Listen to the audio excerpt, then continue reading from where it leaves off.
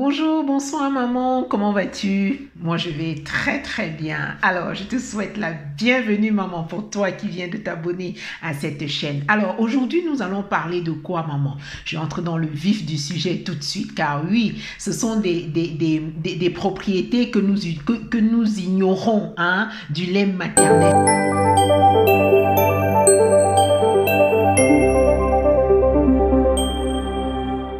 Précédente, je t'ai parlé de la conservation, de comment conserver le lait artificiel et le lait maternel. Et à la fin, je t'ai dit que tu pouvais même donner le bain, mettre le lait maternel dans l'eau du bain de ton enfant. Donc aujourd'hui, je vais te parler des 8 utilisations miraculeuses du lait maternel, maman, que nous ne connaissons pas. Incroyable, n'est-ce pas? Voilà. Installe-toi, on va commencer.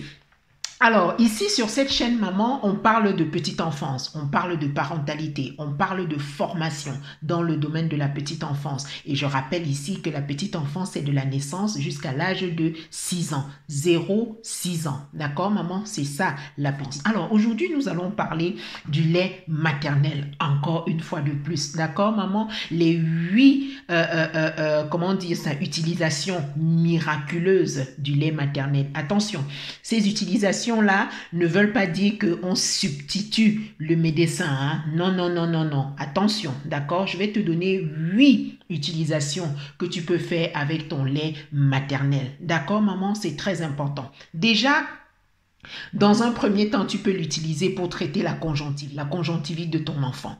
Il faut savoir, voilà, la conjonctivite, tu sais, le matin, tu te relèves, l'enfant n'arrive pas à ouvrir l'œil parce que ça a gonflé et tout, et tu sais comment c'est très contagieux, etc. D'accord, maman? Tu mets quelques gouttes de ton lait maternel dans les yeux de l'enfant, ça traite sa conjonctivite. D'accord, maman? Et je vais le rappeler plusieurs fois par jour. Et je le rappelle encore et le répète encore, maman, ça c'est au cas où ça ne substitue pas le médecin. Ça c'est au cas où vraiment les choses sont aussi simples. D'accord, maman? Ça ne veut pas dire que tu vas utiliser que ça si la conjonctivite persiste ou si ça devient compliqué, tu vas continuer à utiliser le lait maternel sans toutefois aller voir le médecin. C'est non, non, non. On doit aller voir le médecin si ça persiste, d'accord? Mais de manière générale, une simple conjonctivite, le lait maternel fait traiter, c'est-à-dire ça fait dégonfler l'œil de l'enfant, ça arrête, l'œil de l'enfant n'est plus rouge, etc. Deuxième utilisation miraculeuse et incroyable du lait maternel, l'eczéma. L'eczéma sur la peau de bébé.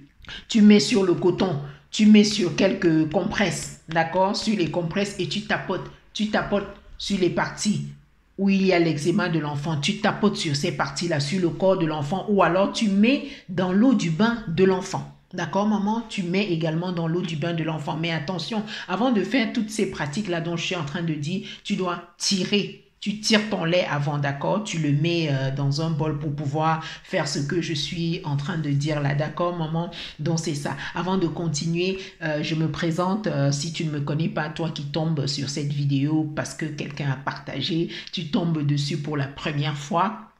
Je suis Janine Guèche, professionnelle de la petite enfance. Je suis auxiliaire de puériculture. Je travaille en structure et chez les particuliers. Je t'aide et je t'accompagne à suivre les différentes étapes du développement de ton enfant à travers l'atelier Pause Maman Sereine que j'ai créé. C'est un atelier où les mamans s'inscrivent et elles apprennent comment suivre les étapes du développement de leurs enfants. En gros, comment parler avec bienveillance à leurs enfants, comment suivre, comment amener l'enfant, aider l'enfant à grandir. Et je te forme également pour toi qui veux travailler dans le domaine de la petite enfance. D'accord, maman? Donc, voilà qui je suis. Donc, je t'invite à t'abonner sur cette chaîne et à activer la cloche de notification pour ne pas rater mes prochaines vidéos. Sachant que ici, je partage vraiment beaucoup. Et tu peux aussi poser tes questions en commentaire. Tu peux interagir avec moi en commentaire et je vais te répondre. Si toi aussi, tu as d'autres astuces, tu connais d'autres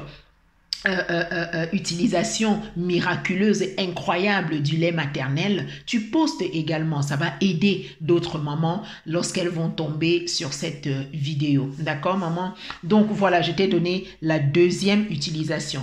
La troisième, tu peux laver le nez de l'enfant lorsque l'enfant a un rhume. Hein, en gros, hein, lorsque l'enfant a un rhume, un simple rhume, après avoir nettoyé d'abord avec du sérum Phi, Attends, j'arrive, je vais prendre ma poupée. Alors, lorsque l'enfant a un rhume, un rhume simple, d'accord, maman, j'ai pris le bébé pour te montrer. Lorsque l'enfant a un gros rhume simple, après avoir nettoyé avec du sérum Phi, tu sais comment est-ce qu'on nettoie avec du sérum Phi, non? C'est souvent très impressionnant lorsqu'on le fait, d'accord, maman, c'est très impressionnant. Ici, je vais te montrer juste, voilà, tu prends l'enfant, tu tiens l'enfant, tu fais coucher l'enfant. Tu fais coucher l'enfant et tu mets le sérum Phi dans soit dans une seringue, il y a des seringues spécial pour ça, pour nettoyer le nez de l'enfant. Tu mets le sérum Phi dedans, tu envoies, tu pousses le liquide, ça sort, tu penches la tête de l'enfant et ça pousse, ça sort de l'autre côté. Le liquide passe et ça va nettoyer, ça sort de l'autre côté. C'est assez impressionnant, mais c'est vraiment pas douloureux pour les enfants, d'accord? C'est pas douloureux et même si c'est douloureux, c'est pas grand chose, d'accord maman?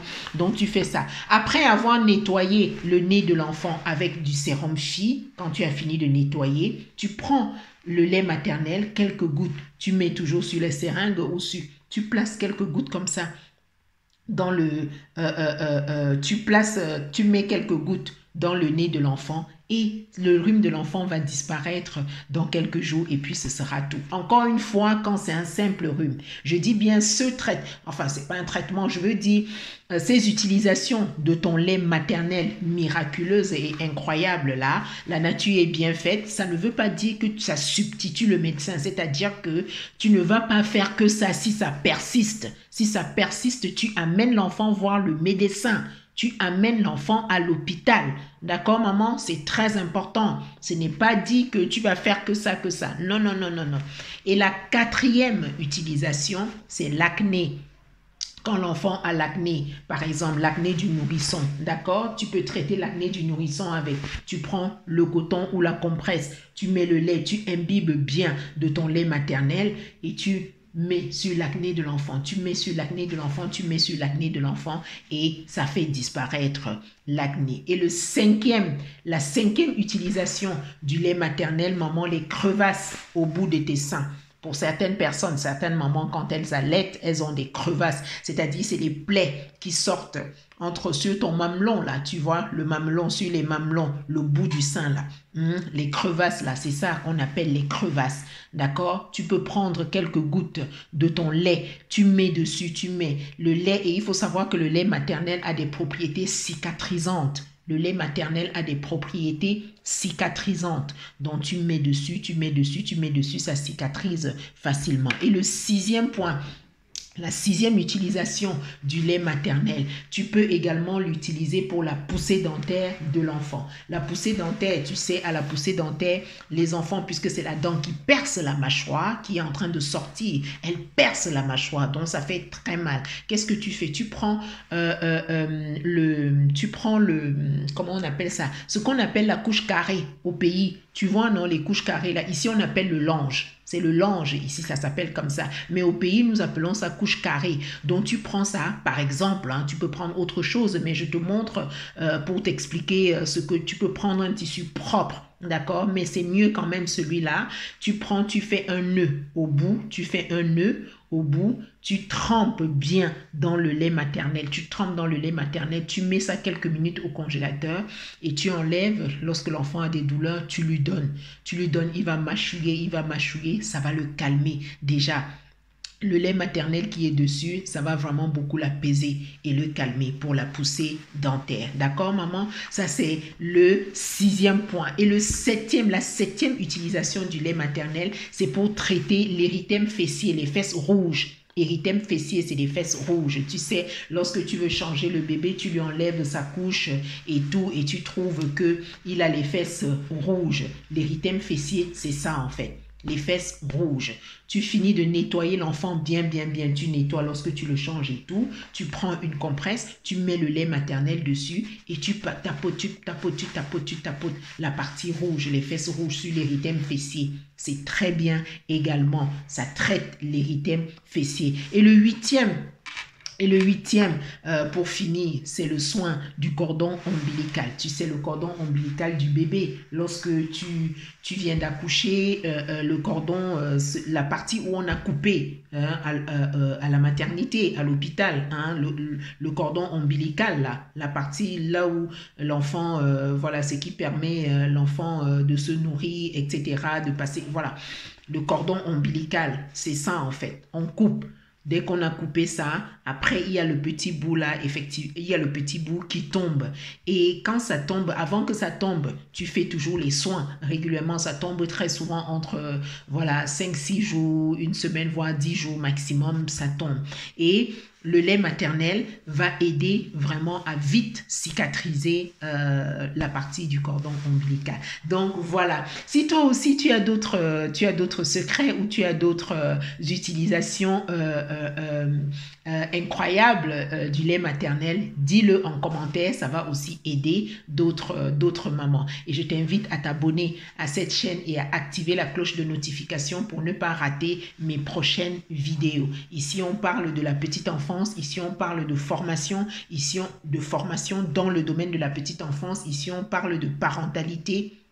Et on parle de tout ce qui tourne autour du jeune enfant, de la bienveillance, de la patience, de l'écoute active, etc.